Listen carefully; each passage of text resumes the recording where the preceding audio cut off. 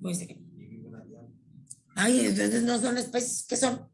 Muchas especies. Varias, son más de 3. ¿A quién le dices Esme, a nosotros o a quién regañas? Hoy todos tienen el micrófono prendido cuando hacen. Perdón, estamos analizando ese hecho. Sí. Oriéntalo, Esme, oriéntalo con amor. Acompáñalo. A ver, entonces no era un de este mamut, era un familiar del mamut que no Así llega a elefante, me imagino. Así es, o sea, Entre es como, elefante y- a nosotros lo que nos explicó el maestro Otto, maestra, fue que era primero el mamut, luego el gonfoterio y actualmente es el elefante, pero que viene en esa línea descendente del mamut al gonfoterio y luego al elefante. Ok. Fíjate, y gracias a que se encuentran con pelo, en verdad, pelo del animal, piel, se pueden dar cuenta de, o quitan como información falsa de que, yo creo que tenía escama, a información real. Como les decía, perdón, Mitzi, ¿cómo sabes que los dinosaurios no hacían pío?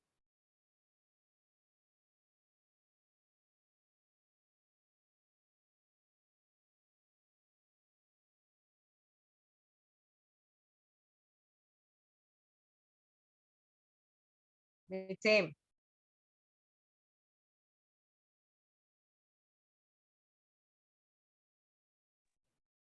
Ya nos dejó Mitzi. Liliana Espinosa. Ando, dígame. ¿Cómo sabes que los dinosaurios no hacían pío pío o ladraban? Porque tienen una cara muy ruda, maestra, entonces no podrían hacer ese sonido. Es proporcional al tamaño del animal, entonces quiero creer que sí hacían así. Imagínate que le hicieran como los chihuahuas. O sea, a eso me refiero, es relativo. A lo mejor los dinosaurios más chiquitos a lo mejor se hacían un sonido más agudo, pero por lo general es proporcional al tamaño. Y entonces estudian, no sé, la cavidad de la garganta, cuerdas, y entonces, porque nunca estuvieron para escuchar uno, el humano y el dinosaurio no estuvieron juntos. Entonces, ¿Qué quiere decir que... Espérame, es que tengo el micrófono prendido. Maestra, ¿me Entonces- cierra micro, porfa? No puedo cerrarlo. claro.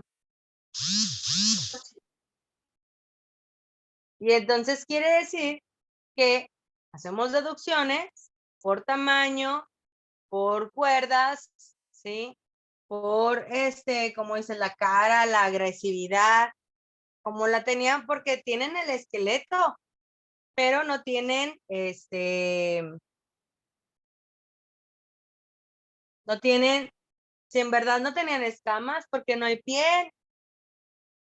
Y aparte, no han encontrado todos los huesos, o sea, uno con todos los huesos, pues no, tienen como una idea y ellos reproducen las piezas de hueso que hacen falta y obviamente pues ya están muy como lastimadas, dañadas por el tiempo y entonces ellos crean un esqueleto y es lo que nos ponen a la vista a nosotros. Mitzi, tu manita está levantada. Sí, perdón, maestra, es que ya no podía quitarlo del poner el micrófono. Pues sí, a veces son por deducciones que se hacen, pero como dicen también que los que están más cerca de los dinosaurios en su esqueleto y todo eso son las aves, ¿no? Sí. Entonces también así como usted decía, sí he visto un equipo de investigadores de Estados Unidos y Canadá que precisamente sostienen eso, que los dinosaurios emitían un sonido parecido al arrullo de una paloma y no a lo que muchos dicen. Imagínate así como, como le hacen las palomas, no sé cómo. Ay, no, a mí no, me estresan las palomas. Ahora imagínatela, pero en grandotota, un T-Rex, ¿no? Y ahora resulta que hasta plumas tenían y que otros tenían escamas y que otros tenían alas y que en vez de tener las manitas así eran unas alitas. quién sabe, digo, no estuvimos ahí, hay una metodología, pero se va comprobando y va sacando información que va anulando las hipótesis anteriores y entonces se tiene nueva información, ¿va?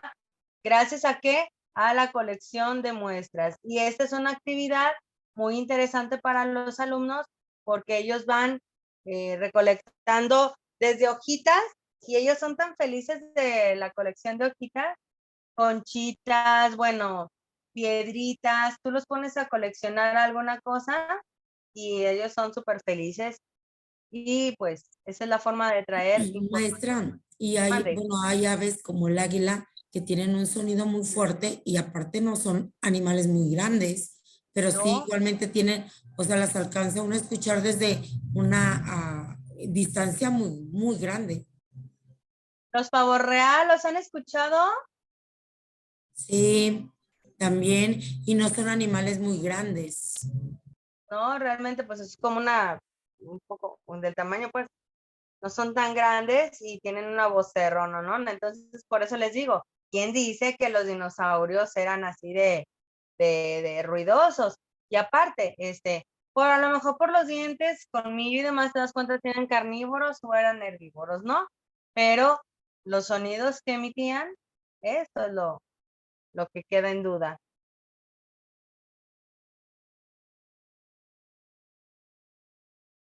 Métodos para colectas. Acá nos vamos a meter, no hagan como mucha anotación de esta parte, porque solamente es mencionarles que cuando ustedes hacen una colecta de agua, por ejemplo, no es lo mismo hacer una colecta de agua en una botella de cristal que en una botella ámbar. La botella ámbar cuida los rayos del sol, cuida las temperaturas. Entonces, todos los medicamentos que a temperaturas altas se pueden dañar vienen en unas botellas ámbar, miren.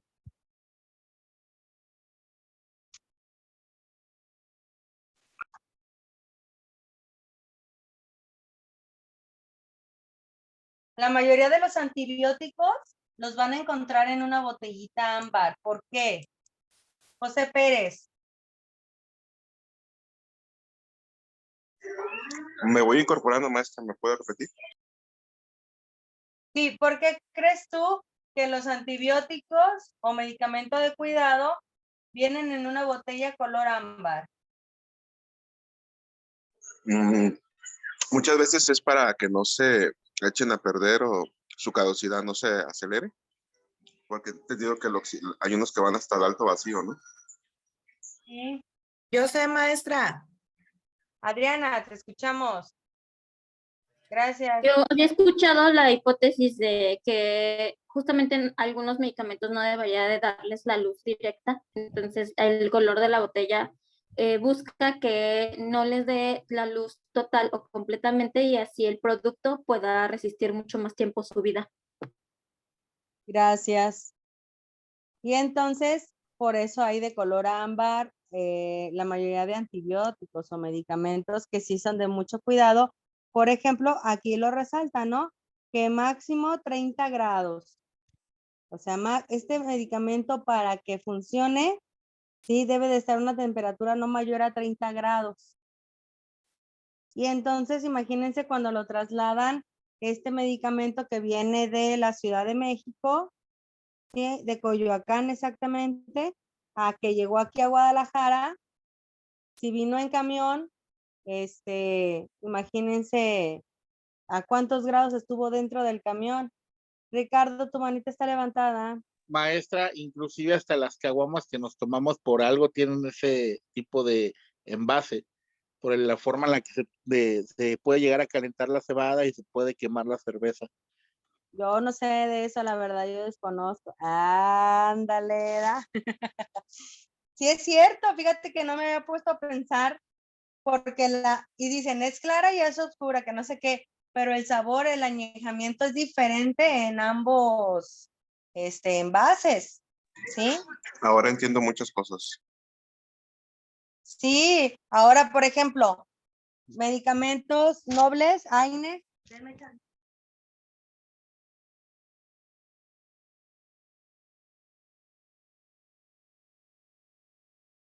Medicamentos nobles, Aines, que pueden venir en plástico, ¿sí?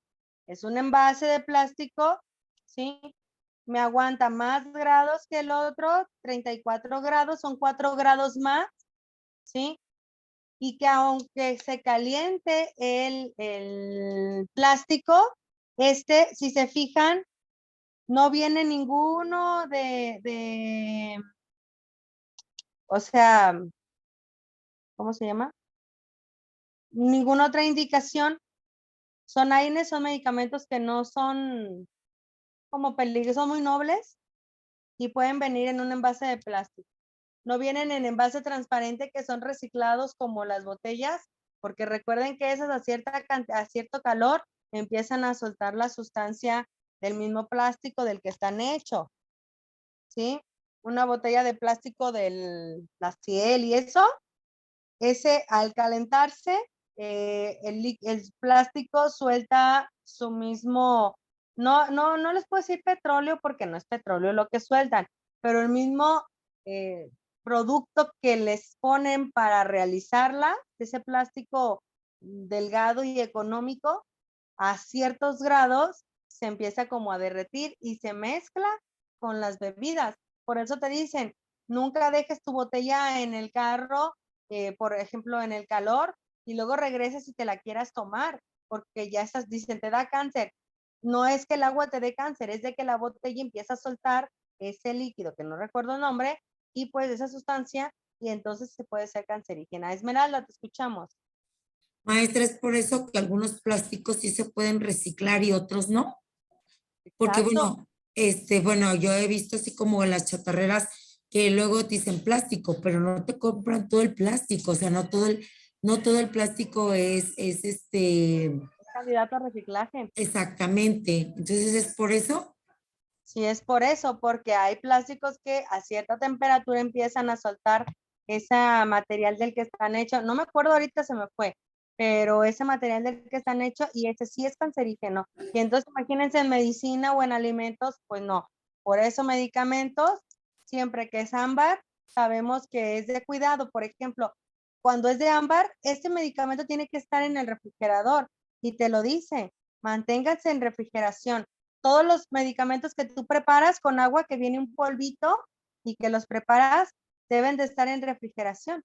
Y nosotros los antibióticos los tenemos ahí a la intemperie. Deberíamos de tenerlos ahora sí que bien resguardados y no es como que los tengamos así. Esmeralda, no sé si tu mano se quedó levantada o tengas un comentario.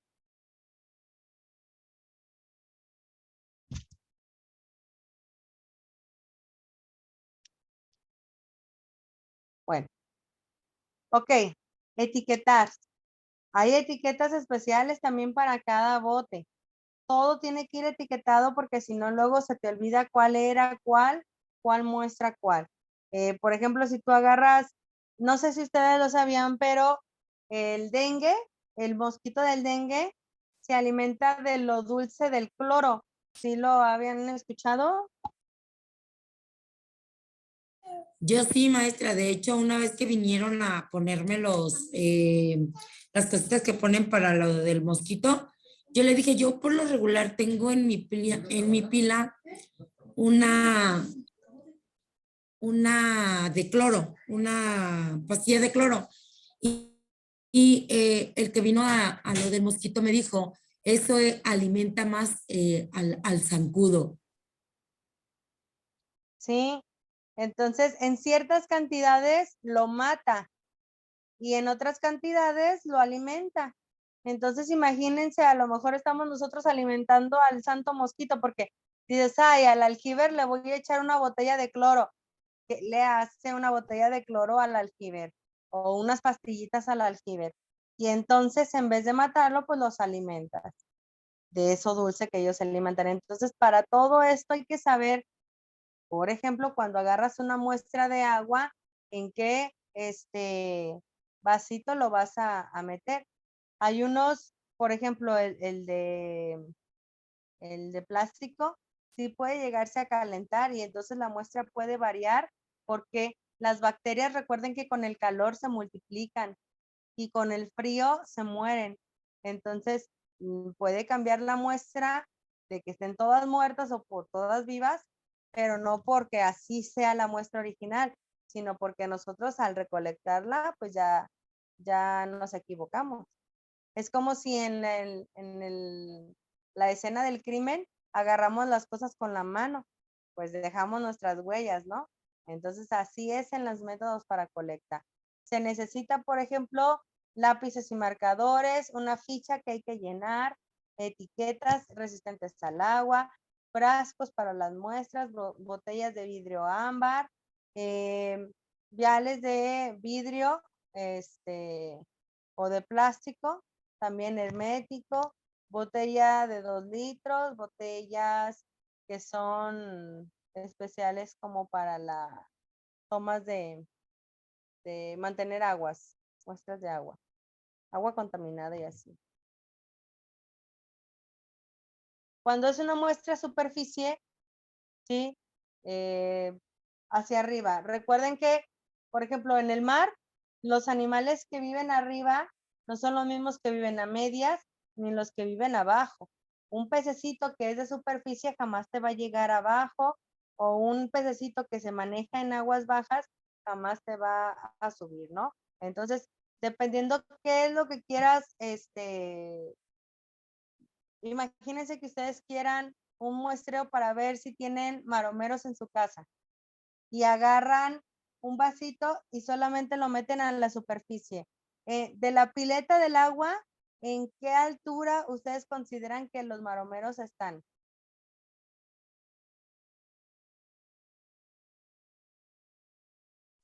¿A medias? De a medias medias. hacia arriba, ¿no? Porque igualmente siempre son más visibles, el maromero es más visible en la superficie. Yo pienso que de medias hacia arriba, dependiendo la capacidad de agua que tenga. Entonces, si tú quieres rescatar si hay como maromeros, los puedes agarrar cuando están chiquitos, porque ya cuando son gorditos, así que ya se van a convertir, ya están en la parte de abajo, ¿sí? Por el peso y porque necesitan estar en la parte de abajo. Entonces, pues, si yo quiero saber si hay maromeros y agarro solamente la parte de arriba de mi muestra, pues no me van a aparecer. Entonces, para esto, se toman de diferentes, por ejemplo, de la capa de arriba, de la capa de a media, siempre va a haber desde dónde tienes que emplear la toma, ¿sí? Imagínense que yo quiero saber si tiene o no tiene, no sé, células de cancerígenas en el cuello uterino y yo las tomo superficiales nada más, no es lo mismo a hacerlo a profundidad o hacer un cono o tomar una muestra, ¿sí? Dependiendo de la necesidad, es lo que yo voy a trabajar, ¿sale? Concentradas que son medianas, un volumen, etcétera, por ejemplo, de 10, 20 litros de esa muestra, pues ya ustedes lo van, dependiendo, como les digo, esto no le tomen mucha importancia porque solamente son como puntos importantes de, si lo vas a hacer para tal situación, te pido que lo hagas a la superficie, no, vas a profundidad, porque ahí es donde tú vas a encontrar pues lo que estás buscando, la muestra que estás buscando. ¿Dudas hasta aquí?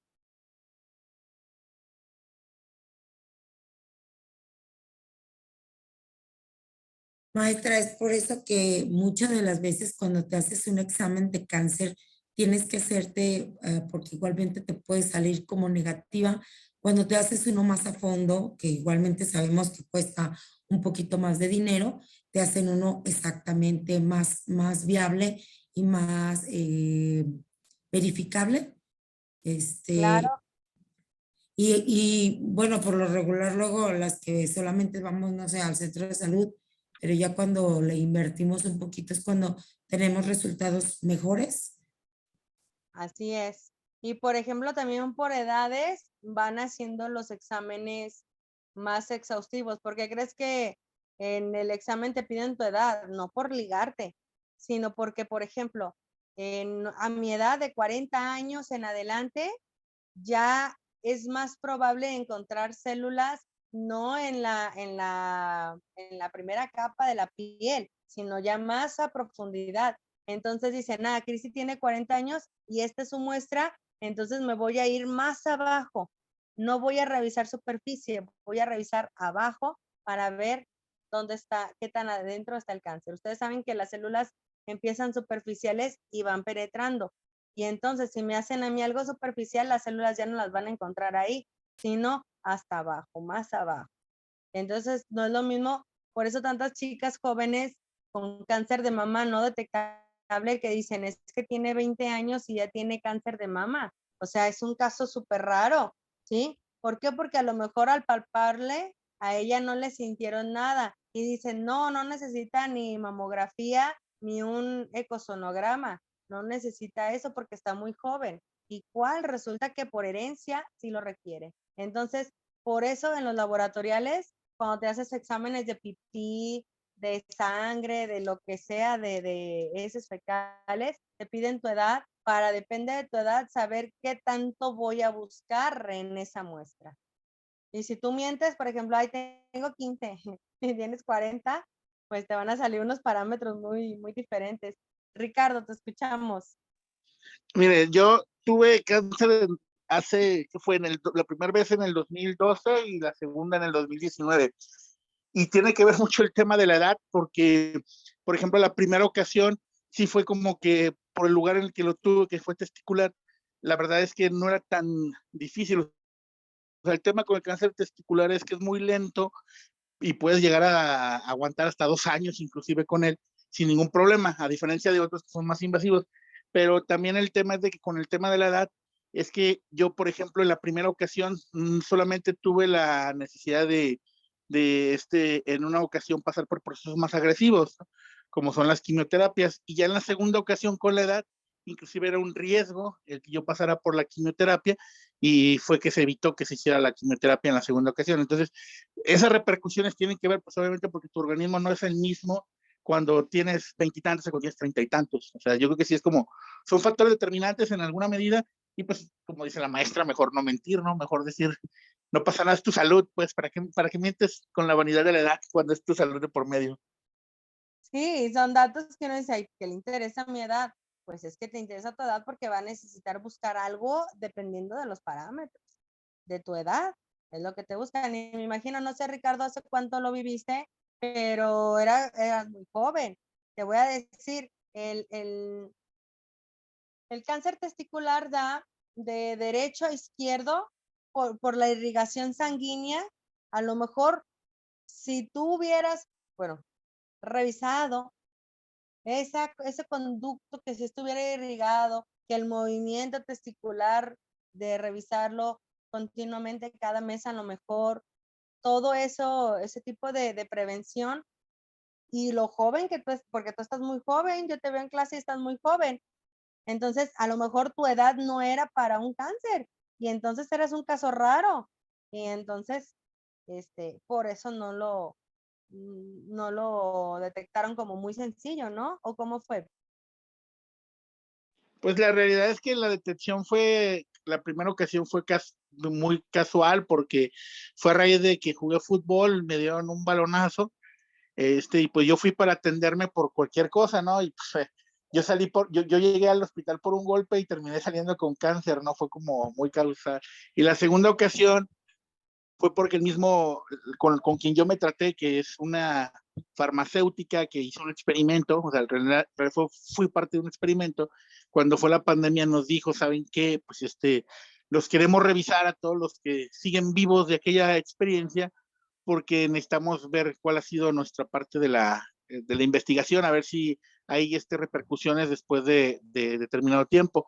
Y resultó que en mi caso otra vez ya estaban las células cancerígenas en el nivel en el que ya se puede decir que tienes cáncer, porque, a ver, células cancerígenas tenemos todos, pero hay un nivel de porcentual que cuando ya está en ese nivel es de atención, pues, y que porque están reproduciéndose de manera muy rápida, y es cuando son invasivos. Digo, hay maneras de reproducción que son de carácter exponencial y otras que son de carácter aritmético. Normalmente lo de aritmético solamente es con el tratamiento leve, pero cuando es exponencial es cuando ya tienes que hacer tratamientos como lo que es la quimioterapia.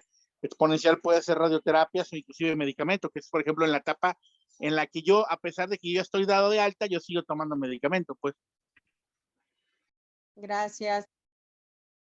Y mira, cosas que un balonazo te salvó la vida, ¿no? Porque si no hubieras tenido ese acontecimiento, a lo mejor no te revisas o ya cuando está como algo más avanzadito. Y qué padre que a lo mejor una cuestión de fútbol resultó con un beneficio. Maestra, a la fecha le digo a mi amigo que me dio el balonazo que gracias, de verdad. Nunca hubiera pensado que un balonazo, porque aparte me lo dio adrede, pues. O sea, todavía ni siquiera fue la jugada, o sea, fue adrede, porque me traía coraje porque le tiré carrilla y así se dio la situación, imagínese. Qué padre, te salvó la vida. En verdad que un balonazo. Y entonces vemos que como toda esta situación, por eso les digo, revisiones, dependiendo de su edad, hay que hacerse como esas consultas. Las que somos de 40 para arriba ya tenemos que hacernos un estudio, no porque ellos digan, ay, me caen gordas las de 39 o las de 35, no, porque las estadísticas manejan que cierta edad hay más oportunidad de tal situación en mama, en útero y demás, ¿no? Entonces, por eso, o sea, gracias a la experimentación, a la observación y experimentación, que es con lo que hemos entrado el día de hoy, es que se dan cuenta que tenemos mayor índice en mujeres de tal edad, entonces el estudio se da a mayor profundidad con ellas. Hay unas mujeres que dicen, ay, no, la mamografía fue muy dolorosa porque me apachurraron tanto que me dolió mucho, pero son personas adultas ya de 60 años, ¿no? Que ellos tienen que revisar sí o sí o a mayor profundidad, no a una joven de 40 años que apenas se va a hacer la mamografía y que la revisión no es tan aplastada, por llamarlo de una forma, ¿no? Sino que están buscando superficialmente dentro de ese estudio por la edad que maneja. Y si no tienes antecedentes, pues mejor, ¿no? Pero bueno, ¿dudas hasta aquí? Maestra, entonces a mayor edad te apachurran más duro. ¿O Sí, cómo? es que hacen el estudio más a profundidad, o sea, más. Y aparte te piden la mamografía y el eco, o sea, te hacen complementarios y te pueden pedir hasta en sangre. O sea, ya van sumando más estudios cuando antes era muy sencillo.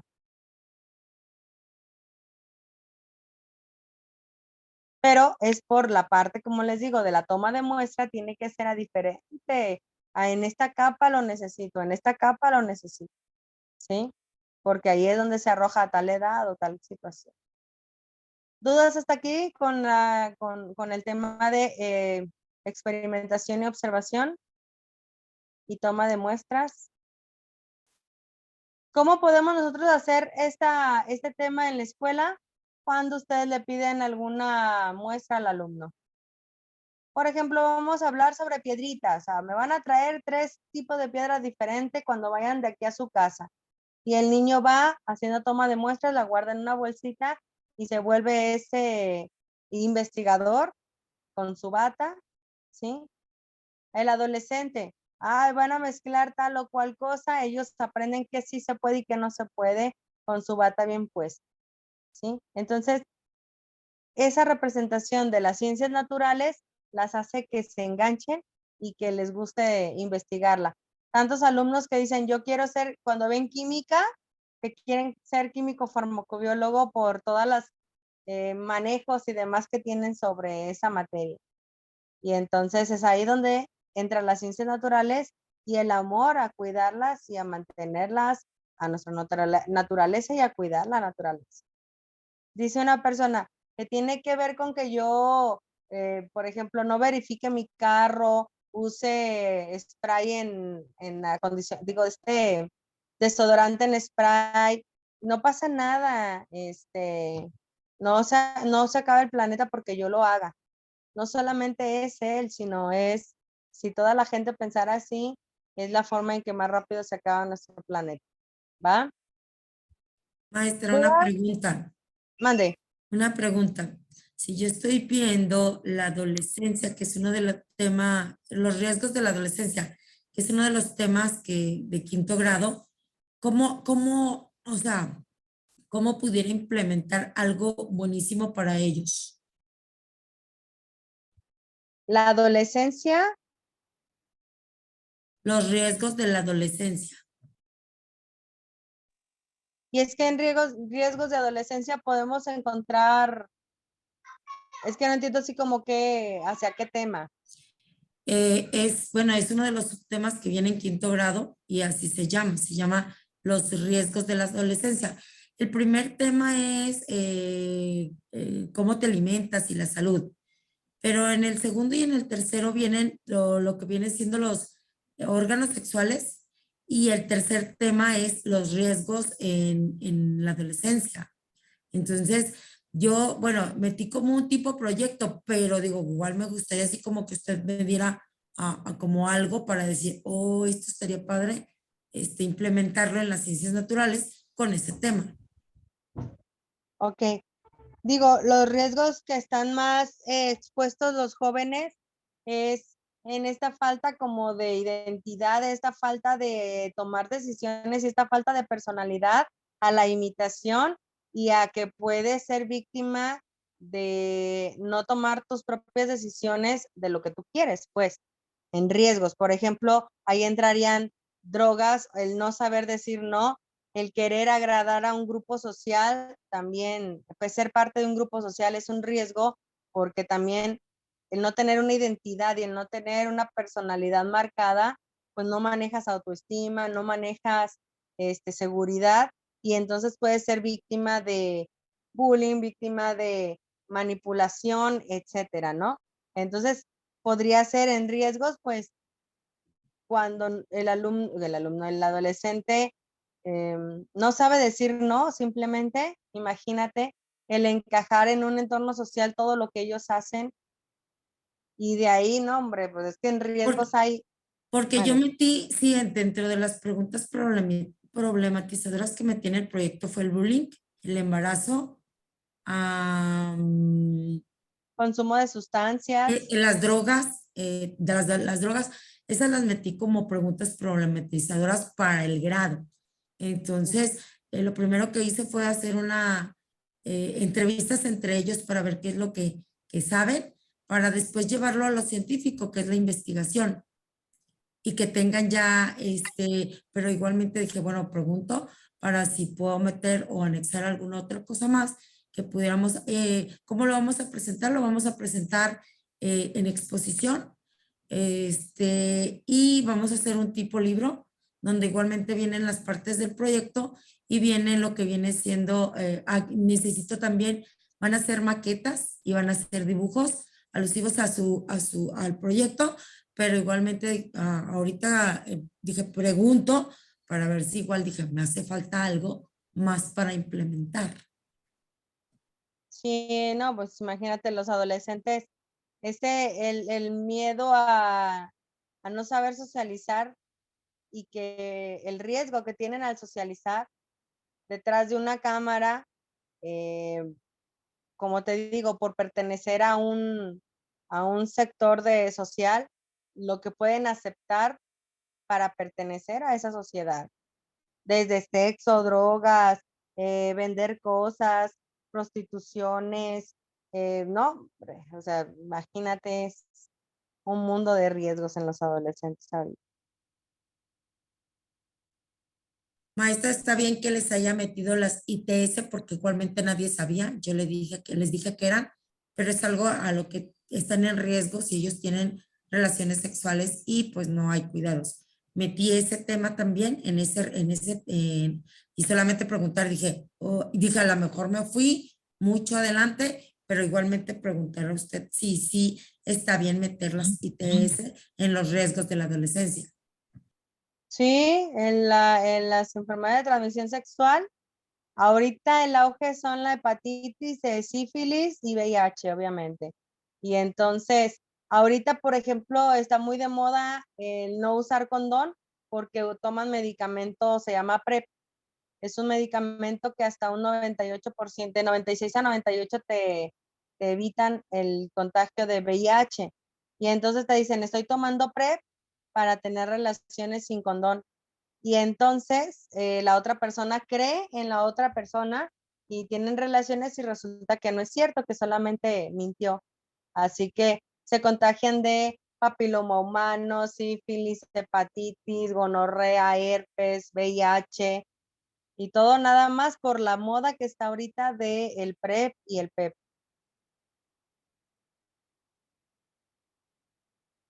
El riesgo es de prevenir una, pero no previenen 10 más. Exactamente, así es.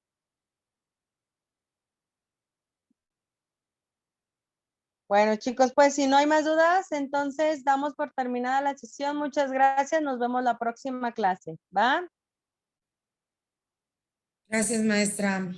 Gracias. Bonito fin. Igualmente. Gracias. Gracias. Gracias. Gracias.